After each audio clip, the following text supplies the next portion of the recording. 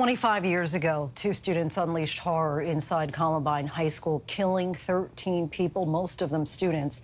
That act of violence shaped a new generation, one where active shooter drills became the norm, and mass trauma events began to plague our country, leaving so many traumatized survivors, first responders, grieving families.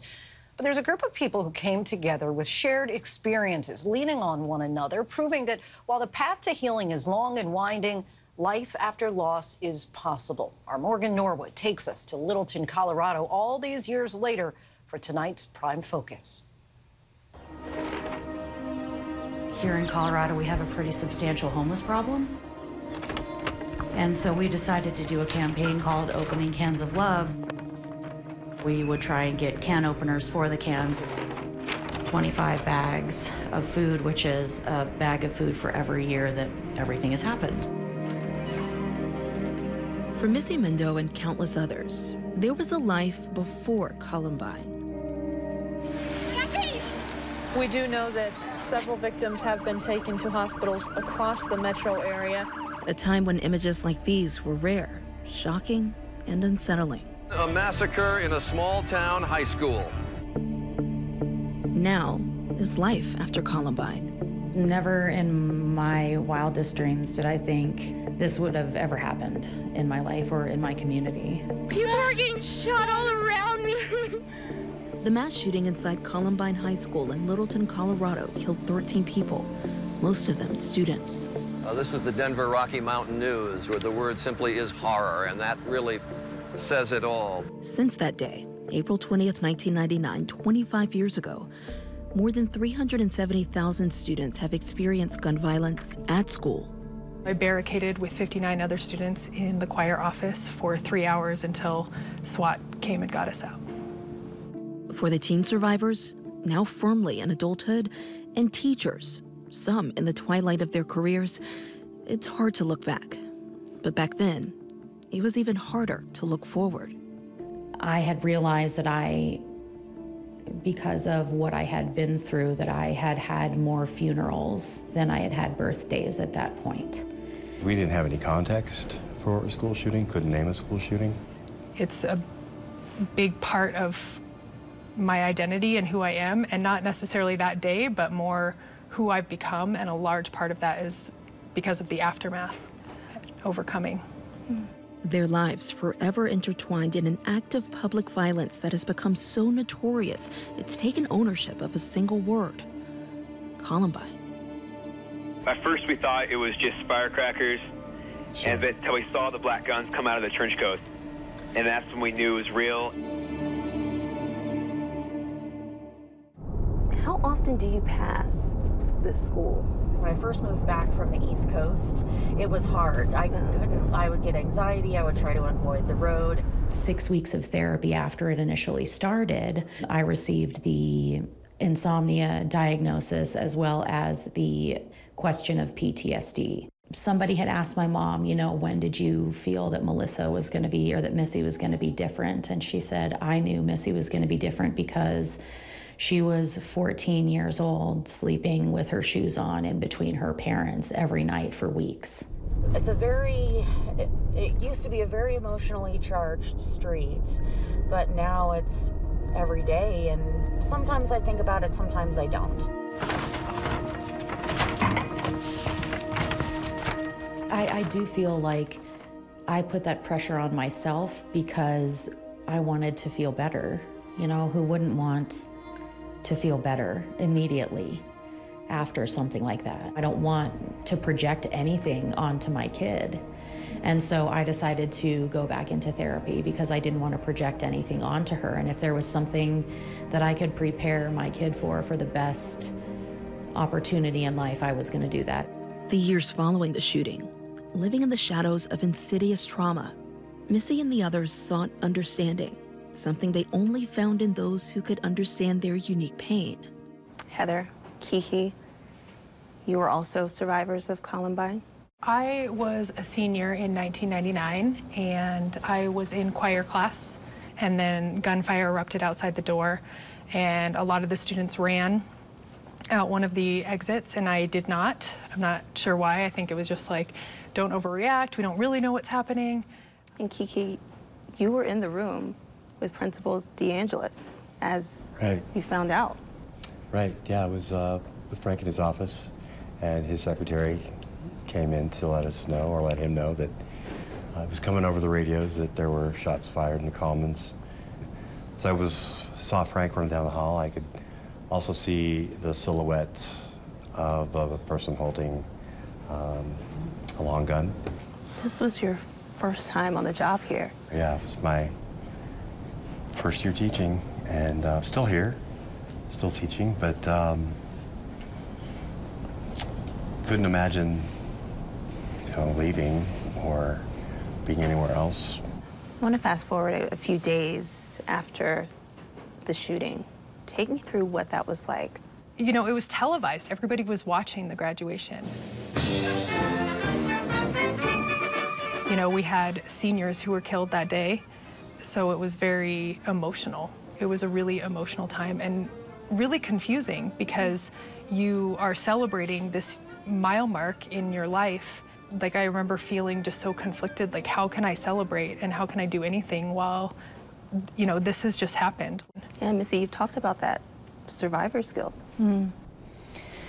Yeah, I feel I didn't recognize that was something that I was experiencing in my life until many, many years later. What was happening in my brain and in my body, but I couldn't put a name on it.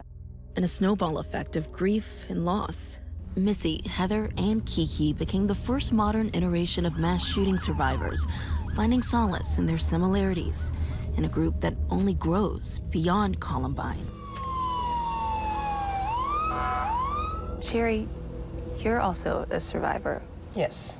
So I survived the Washington Navy Yard shooting that took place in 2013.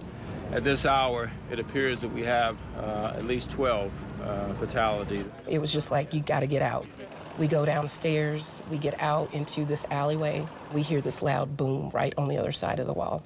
What I didn't know at the time is that the shooter was running behind the pack of folks I was with and had come out of the same door and shot someone in the alley as soon as I had gotten over. A lot of the, I guess, what we were hearing afterwards were, we're Navy strong, this is not going to defeat us, we're okay, we're good. And I tried that for a few weeks, but I wasn't okay. I survived the Aurora movie theater shooting that happened in 2012 in July. At the time, I was identifying as female, and I was just a little kid. The whole theater was full. The only seats left available were the very front row. I dove down into that aisle and hid with my best friend and all the other people in our aisle, and you could just hear loud sounds. I finally get out, and that's when the cops are finally able to come in because everybody was going out because it was like a stampede of people. That group evolved into the Rebels Project, a network of survivors who support one another across the country. The Rebels Project was formed after Aurora happened to reach out to that community. They are all a big part of my healing journey because up until then, I felt like I had to be strong. I couldn't not be okay. I feel like in a group of survivors like the Rebels Project, they understand those kinds of things. You all have shared your experiences, but do you see any similarities? I think one of the biggest similarities is actually in the differences of that nobody is ever really on the same track at the same time, but we all have the same steps. I think survivors they judge themselves and they feel like they should be over it and they should be fine, and so they're really hard on themselves, and so any little bit feels like someone else is judging you, but survivors we don't do that. I was a mess for quite a while, and sometimes I feel like I think about how did I look to my wife and kids back then, and what was I missing because I was not in the best place. It became very hard to articulate what I was experiencing to my family and to my friends. I had a stroke in December of 2014, sitting on my couch watching a Hallmark movie. It was like my right carotid ruptured because I was so stressed, and I'm not okay. And trying to explain that to folks was really hard. But But these folks got it. I didn't sleep, I passed out because I would drink myself to a stupor. And I wasn't functional. I think my PTSD was one extreme or the other. There wasn't a lot of gray, there wasn't a lot of balance. It took a few years of sobriety and therapy for me to have my system start to settle. There's no denying that as time uncovers cloudy memories, the eternal work of surviving reveals itself. This group serving as proof of concept that there is life after loss. Columbine is actually the state flower of Colorado. It was chosen for its capability of growing in such high altitudes and such thin air. These are all evolutions that I feel like will also change with time, just like us. Everybody grieves differently, and you just can't let it divide you.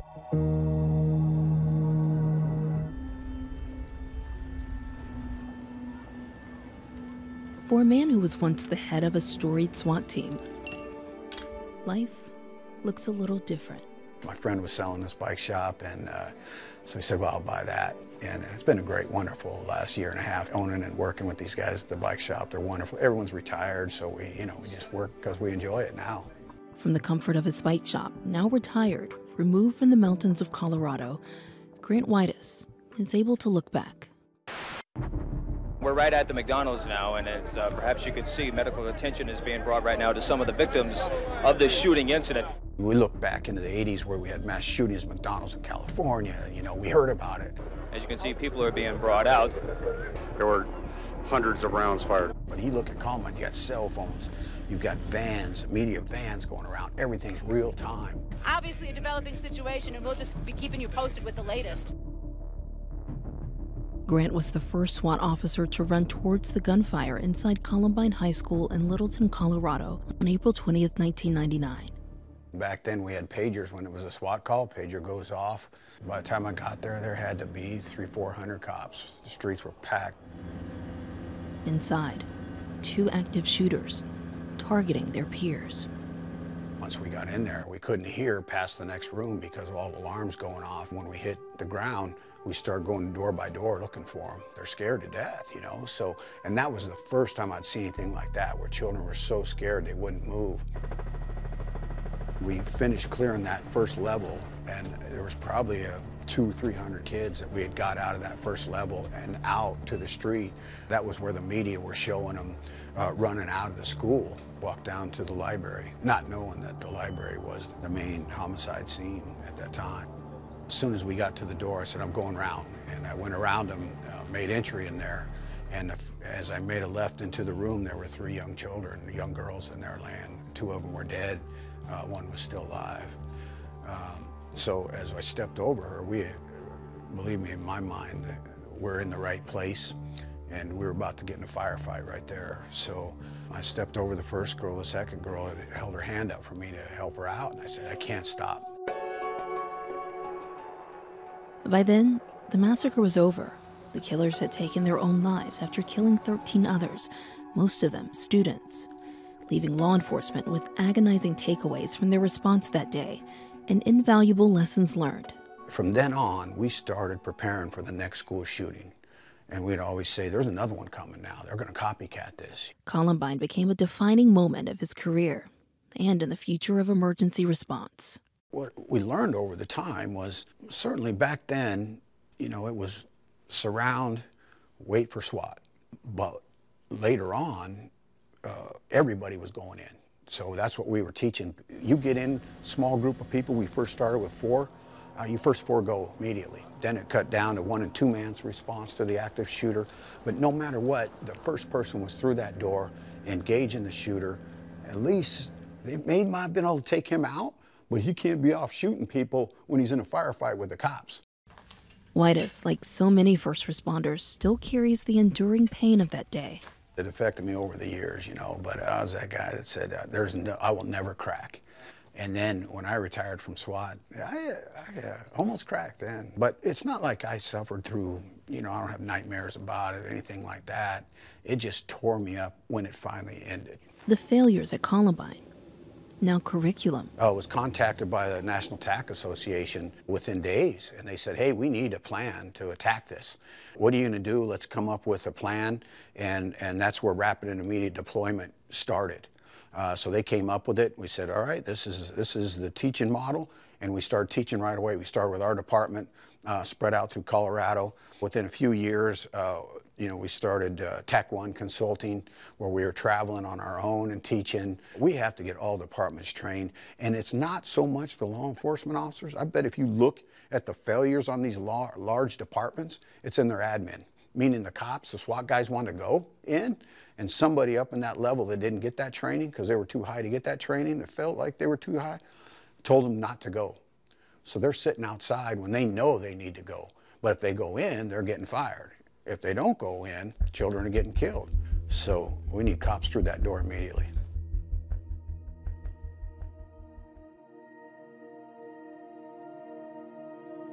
In a sun-soaked park, sitting behind Columbine High School, hidden between playgrounds and rolling hills, is a memorial.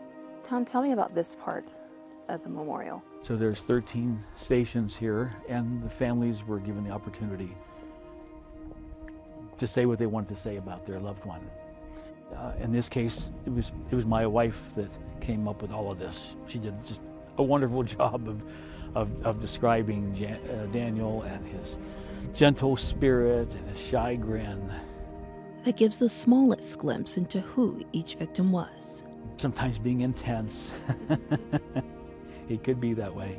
And I love the way she closed. In the most profound sense, however, Daniel was one who, despite difficulties, knew the ineffable sweetness of life, and it was part of him. Does it ever get any easier standing here at this memorial? It does with time. For Tom Mauser, each April 20th brings a profound grief. I was calling my wife. I couldn't reach my wife. The phone lines in Denver were very tied up. She had been to the one place they were taking kids who had escaped. And he wasn't there, and his name wasn't on the board. We spent the evening not knowing what had happened to him. And the next day, it wasn't until noon that we finally got the visit from the police saying that he was one of the victims. So it was essentially about 24 hours not knowing. It was just the worst day of my life. His son, Daniel Mauser, was shot and killed in the library at Columbine High School. The sophomore was just 15. The days after that just are blank to me. At times I wonder, how did I get through those days? Soon, grief turned into activism, Tom finding himself at the forefront of the fight for stricter gun legislation. We have a lot of people that just want to do nothing and pretend that nothing is wrong, or that it's just a person. And that this is not about confiscation. It's a matter of who has them and how do we treat them and what is responsible gun ownership. A 25-year journey, a truth many would find daunting, but not Daniel's dad. It's a cultural change, and cultural changes take time. And unfortunately now in this country, it's become it's a polarized issue. What I really focus on is trying to reach those people in the middle. And anytime the feeling of defeat creeps closer, all Tom needs to do is look down. 5 years later, we were given the final effects of our children. It took 5 years. And they said, do you want his clothes? And I said, no, but I'll take his shoes. And these are the shoes that he wore that day at Columbine. It kind of empowers me in a way, because Daniel was a very shy kid. And yet, on his own, he chose to join the debate team at Columbine. And I'm also introverted. And I stepped into something, really, really different and threatening when I made myself a public person on the issue of gun violence. And I said, I have to be able to deal with that. I have to speak to people. And if Daniel can do it, I can do it. Frank DeAngelis wore his role as high school principal like a badge of honor. That's something I have to live with for the rest of my life. 13 funerals. No one ever believed it would happen at Columbine High School in Littleton, Colorado. But hopefully people across the nation, people across the state will realize that it could happen in their school. It could happen in any school in this state or any school in the nation. It was tough. And I can remember when our kids came back and parents were saying, is it safe? And I said, we were probably one of the safest schools in the world. But it was tough that anytime there was a police car in the area, parents would just flood this area thinking, what's going on? He vowed to stick around just a few years after the shooting. As the dust slowly settled, instead, he felt compelled to stay and to pay attention. But I realized pretty soon that I needed to listen to the students. When we came back into this building, we needed to do things that was conducive for learning. In 2014, Frank retired. His time as principal may have ended, but his time as an educator has not. He continues to serve as an advisor for safety and emergency management for the school district and travels the world speaking about what he's learned in the past 25 years. And I'm going to continue doing it because I am not going to allow them to die in vain, along with all the other students and staff members who lost their life. And that's a promise that I can guarantee.